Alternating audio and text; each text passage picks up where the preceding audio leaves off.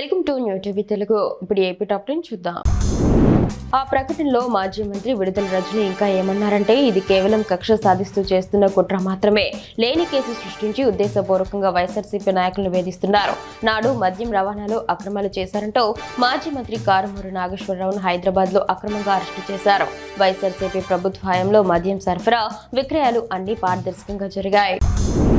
మచిలీపట్నంలో జనసేన పార్టీలో అంతర్గత విభేదాలు తలెత్తాయి.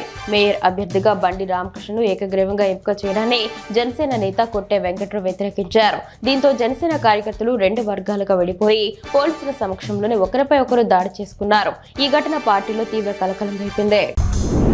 తన కొడుకు రాజీవ్, కోడలు మేఘన మధ్య మనస్పర్ధల కారణంగానే విడాకుల పిటిషన్ దాఖలైందని మాజీ మంత్రి జోగి రమేష్ తెలిపారు. నెల రోజులుగా కుటుంబంలో జరుగుతున్న పరిణామాలపై సోషల్ మీడియాలో వైరల్ అవుతున్న వీడియోలు, ఆడియోలపై ఆయన స్పందించారు. కొడుకుకు ఘనంగా పెళ్లి చేశానని, కోడల్ని కూతురులా చూసుకున్నానని పేర్కొన్నారు.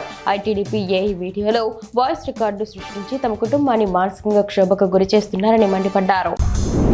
రెడ్ బుక్ దెబ్బకు పరిశ్రమలు ఒక్కొక్కటిగా పక్క రాష్ట్రాలకు తరలిపోతుంటే చిన్న పరిశ్రమలకు పెద్ద ప్రోత్సాహం అంటూ ఈనాడు కిరణ్ హెడ్డింగ్ పెట్టి వార్త రాశారు. జగన్ హయాంలో కేవలం 2427 ఎంఎస్ఎంఈ యూనిట్లు మాత్రమే వచ్చాయని తప్పుడు వార్త రాశారు. జగన్ హయాంలో 2427 ఎంఎస్ఎంఈ యూనిట్లు మాత్రమే వచ్చి ఉంటే ఈ 2 ఏళ్ల కూటమి పాలనలో 4520 ఎంఎస్ఎంఈ యూనిట్లు ఎలా మూతపడ్డాయి? వైఎస్ జగన్ 5 ఏళ్ల పాలనలో 33,177 కోట్ల విలువైన ఎంఎస్ఎంఈ పెట్టుబడులు వచ్చాయి. తద్వారా 32,79,770 మందికి ఉపాధి లభించిందని వైఎస్ఆర్సీపీ అధికార ప్రతినిధి వెంకట్ కార్మూరు అన్నారు.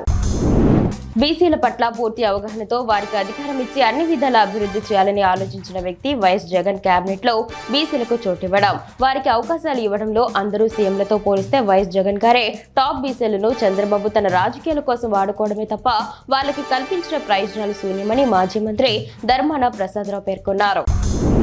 కారుమూరి నాగేశ్వరరావు అరెస్టు వ్యవహారంలో ప్రభుత్వం వ్యవహరించిన తీరును ప్రజలు గమనించాలని చెల్లుబోయిన వేణుగోపాలకృష్ణ కోరారు. బీసీ నాయకత్వాన్ని అణిచివేసే చర్యలకు స్వస్తి పలికి ప్రజా సమస్యల పరిష్కారంపై ప్రభుత్వం దృష్టి పెట్టాలని చెల్లుబోయిన వేణుగోపాలకృష్ణ సూచించారు. రాష్ట్రంలో వైఎస్ఆర్సీపీ ప్రభుత్వం చివరి ఏడాదైన 2023-24లో పోల్చితే 25-26లో ప్రభుత్వ పాఠశాలలో విద్యార్థుల సంఖ్య 5.56 లక్షలు తగ్గిందని కేంద్ర విద్యాశాఖకు చెందిన యూడైస్ గణాంకాలు తేల్చి చెబుతుంటే, సిబిఎన్ ప్రభుత్వం మాత్రం ప్రైవేట్ పాఠశాల నుంచి 1.10 లక్షల మంది విద్యార్థులు ప్రభుత్వ పాఠశాలలో చేరని తప్పుడు ప్రచారం చేస్తుందని వైఎస్ఆర్సీపీ రాష్ట్ర అధికార ప్రతినిధి వీరశేఖర్ రెడ్డి పేర్కొన్నారు. పెదకాకాణిలోని పవిత్రమైన మల్లేశ్వర స్వామి దేవాలయంలో అమ్మవారి మెడలోని మంగళసూత్రం మాయమైంది. శ్రావణ మాసంలో భక్తులు అత్యంత భక్తి శ్రద్ధలతో పూజిస్తున్న సమయంలో ఇలా మంగళసూత్రం మాయమవడం రాష్ట్రంలోని దేవాలయాల నిర్వహణ అధికారుల నిర్లక్ష్యం స్పష్టంగా కనిపిస్తుందని మాజీ ఎమ్మెల్యే మల్లాది విష్ణు అన్నారు. అంబేద్కర్ కోనసీమ జిల్లా కొత్తపేట నియోజకవర్గం ఈతకోటకు చెందిన పురం వెంకటలక్ష్మి తన వద్ద నుంచి అప్పుగా తీసుకున్న 40 లక్షలు తిరిగి అడిగితే చంపేస్తామని బెదిరిస్తున్నారని జిల్లా కలెక్టర్ కు ఫిర్యాదు చేశారు.